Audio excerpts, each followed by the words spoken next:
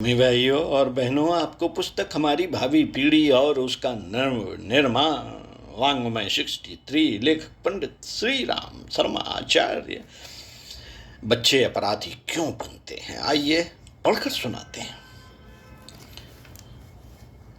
साथियों, बच्चे अपराधी क्यों बनते हैं इसका कोई एक निश्चित कारण नहीं, वरन उनके जीवन में संबंध रखने वाली अनेक बातें हैं जो बच्चों को अपराध की ओर प्रवृत्त करती हैं। बाल अपराधों के लिए समाज का वह संपूर्ण ढांचा ही उत्तरदायी है जिसमें बच्चों का व्यक्तित्व ढलता है। समाज की जैसी हवा बच्चों को लगती है, उनका वैसा ही प्रभाव उसके जीवन पर अंकित हो जाता है। बच्चे का प्रथम संपर्क माता पिता से होता है। उसमें अपराधी प्रवृत्ति का बीज बहुत कुछ उसके गर्भस्थ जीवन से ही जम जाता है।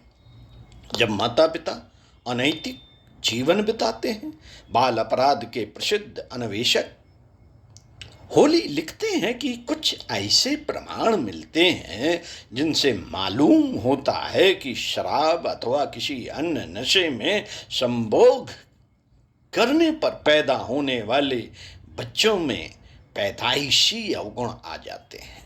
जिस तरह शरीरगत दोष, कोढ़, क्षय आदि बीमारियां वंश परंपरागत चलती हैं, उसी तरह बच्चों के मानसिक संस्थान की बनावट में भी वंशानुक्रम का बहुत कुछ हाथ होता है। हीली ने 1000 बाल अपराधियों पर प्रयोग करके यह निष्कर्ष निकाला कि 56% अपराधी वंश परंपरागत थे। उन्होंने आगे लिखा है, गर्भकाल में मां का जैसा जीवन क्रम मनोभाव होता है, उसकी सूक्ष्म छाप बच्चे पर अवश्य पड़ती है। यही कारण है कि गर्भकाल में जिन स्त्रियों में उत्तेजना, क्रोध के आवेश अधिक आते हैं, उनके बच्चों का स्वभाव भी उत्तेजक, क्रोधी बन जाता है। इसमें कोई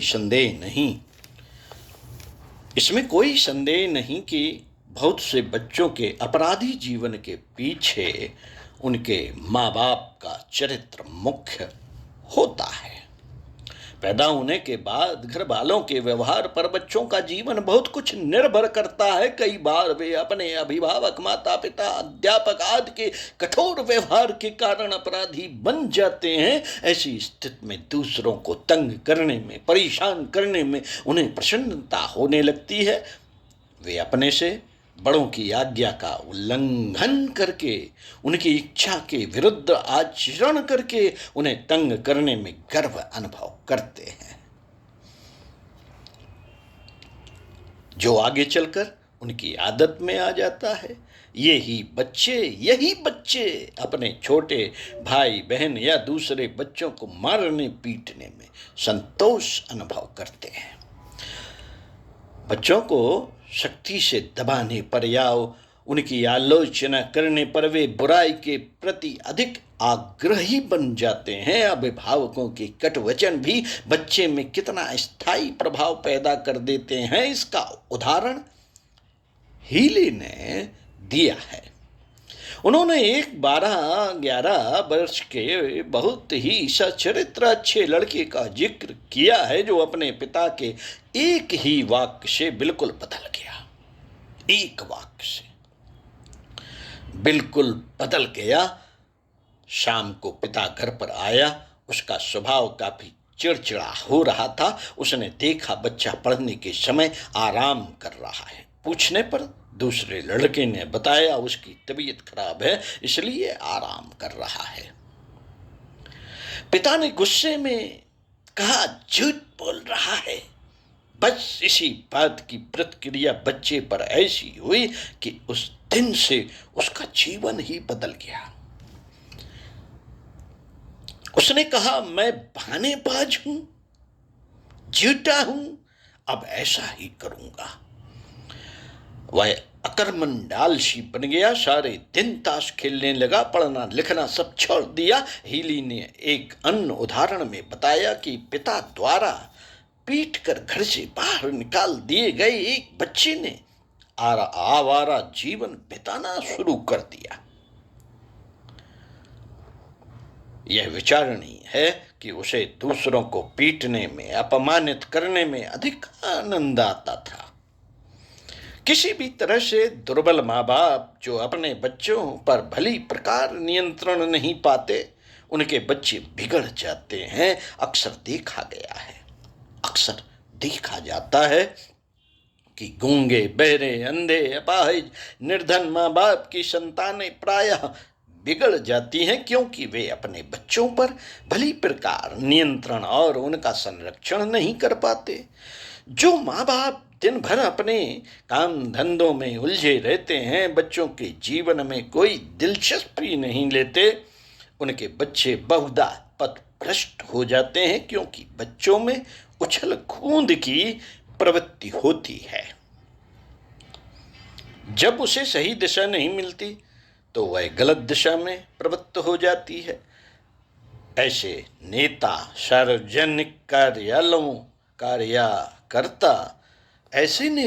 सार्वजनिक कार्यकर्ता जो अपने बच्चों के लिए समय नहीं दे पाते, उनके बच्चे भी आवारा बन जाते हैं। आधुनिक युग की औद्योगिक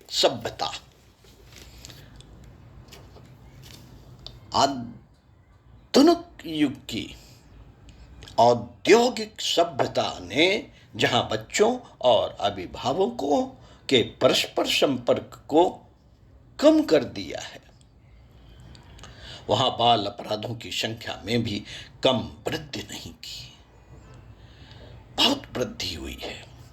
जिस परिवार के लोग एक स्थान छोड़कर दूसरा स्थान, एक घर छोड़कर दूसरा घर बदलते रहते हैं, उनके बच्चों पर बुरा प्रभाव पड़ता है। उनके जीवन में अस्थिरता आ जाती है। दूसरों के प्रति ममता, मित्रता एवं अपनेपन की भावना नष्ट, शिथिल हो जाती है। इससे उनमें एकाकीपन, स्वार्थपरता एवं उदासीनता की वृत्तियां उभर आती हैं।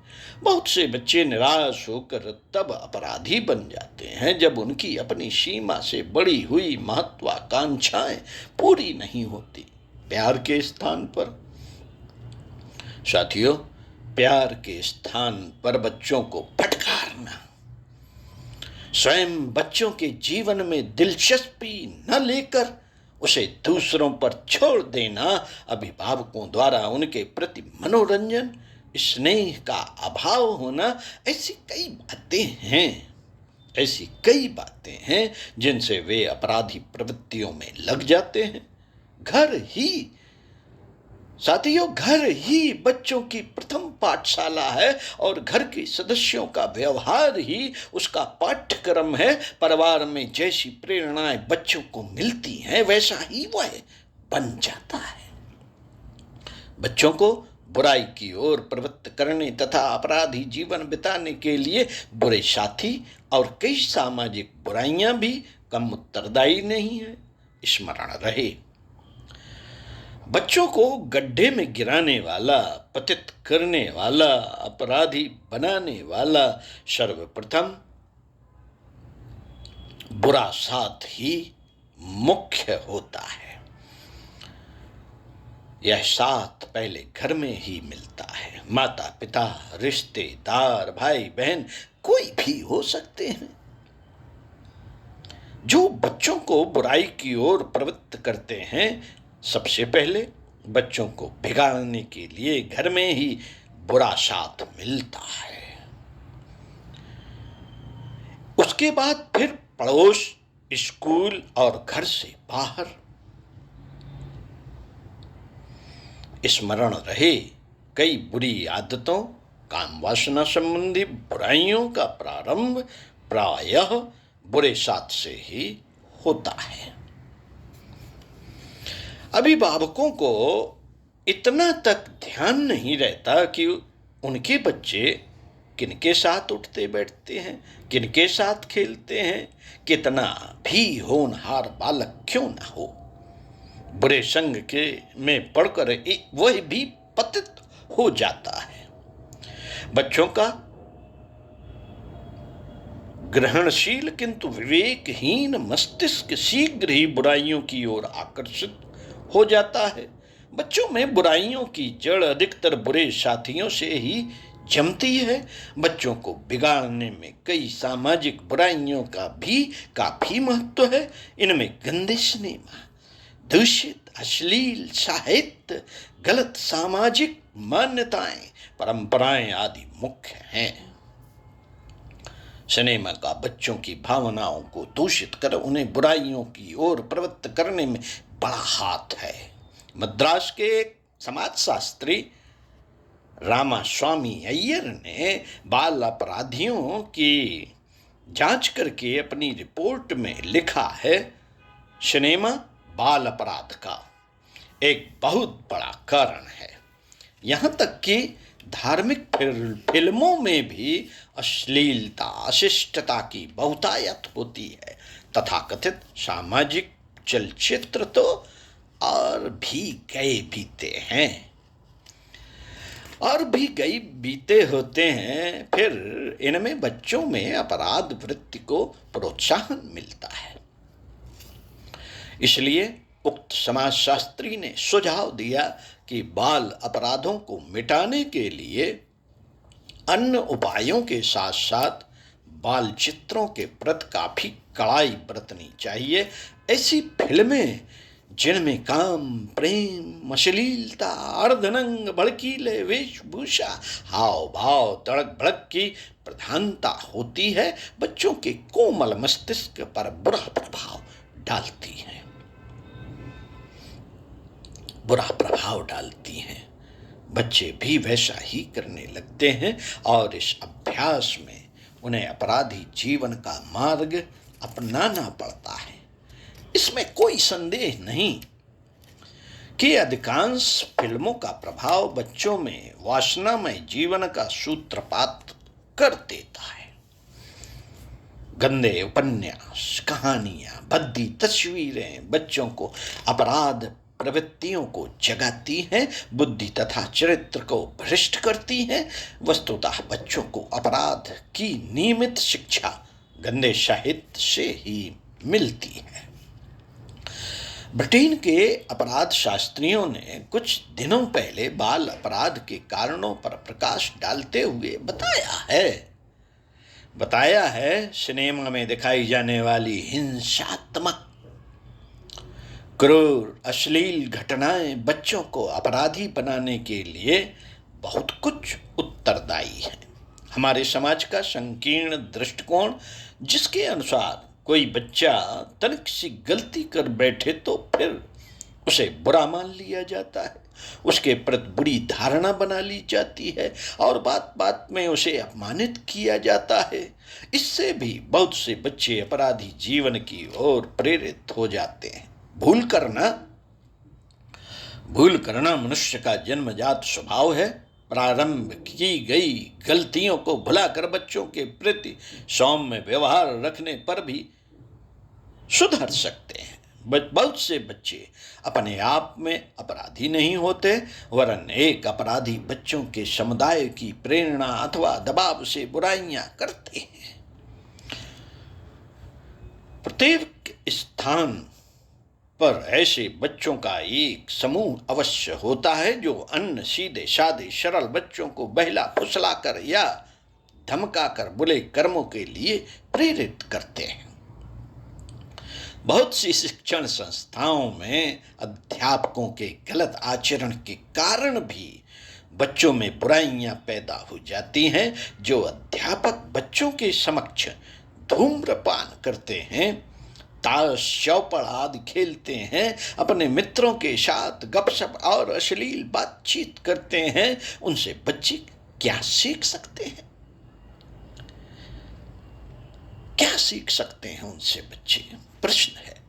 साथियों, इसका सहज ही अनुमान लगाया जा सकता है इसमें कोई संदेह नहीं कि अपने शिक्षकों की नकल करके बच्चे भी वैसा ही करने का प्रयत्न करने लगते हैं। बहुत से अध्यापक बच्चों की किसी शारीरिक या मानसिक कमजोरी को महत्व देकर उन्हें तिरस्कृत करते हैं, अपशब्द कहते हैं या उनकी उपेक्षा करते हैं। परिणाम परिणाम होता है कि बालक के मन में एक तीव्र प्रतिक्रिया उत्पन्न होती है और वह कई गलत कार्यों, बुराइयों में फूट निकलती है। बच्चा स्कूल में केवल अक्षरीय ज्ञान ही प्राप्त नहीं करता, वरन उस चरित्र और आदर्श को भी ग्रहण करता है जो अध्यापकों और अपने सहपाठियों के जीवन से उसे मिलता है। यही कारण है कि बहुत से बच्चे जो प्रारंभ में बहुत ही भले होते हैं, स्कूल कॉलेजों में जाने के बाद बिगड़ जाते हैं। तो साथियों, चिंतन मनन का विषय स्वाध्याय सत्संग का क्रम पूरा हुआ और अब वक्त आ गया है कि जो पढ़ा है यदि वह अच्छा है, जो सुना है यदि वह अच्छा है, तो उस पर चल पड़ने का वक्त आ गया है और कुछ करने का वक्त आ गया है। तो अगर अच्छा लगता है कि यह बात सही है, तो उस पर चलने के लिए, अग्रसर होने के लिए, अपने आप को चलाने के लिए कुछ कीजिए। ओम शांति।